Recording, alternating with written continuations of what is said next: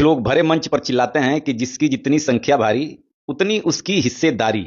इन लोगों को ये मालूम नहीं है कि भारत के ऊपर विश्व बैंक का बहुत ज्यादा कर्ज भी है, तो उसमें भी अपनी हिस्सेदारी ले लो, तब तो माना जाएगा। केवल आरक्षण में ही हिस्सेदारी है, केवल आरक्षण ही लोगे, केवल भारत ही लोगे, विश्व बैंक का कर्जा कौन चुकाएगा? अम्बेडकर जी आके चुकाएंगे। तो सुन अंधभक्त की औलाद, तुमको तभी तो अंधभक्त कहते हैं। मतलब माइक पकड़ा और विश्व बैंक के कर्जे में डाली तब लौटे। तो सुन अकल के अंधे, पहली बात तो ये कि जो इंसान हर चीज पर जीएसटी देता है, चाहे वो कोई से समाज और कोई से वर्ण का सही, एससी ओबीसी एसटी, हर इंसान देश का कर्ज दे रहा है जीएसटी के रूप में।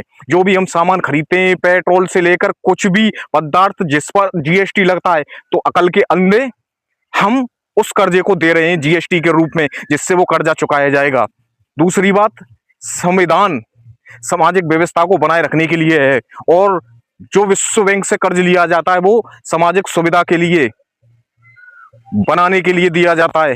तो अकल के अंधे, जिस दिन प्रधानमंत्री ऐलान करेंगे कि भाई विश्व बैंक के कर्जे के लिए अपना अपना योगदान दो, उस दिन सब योगदान देंगे।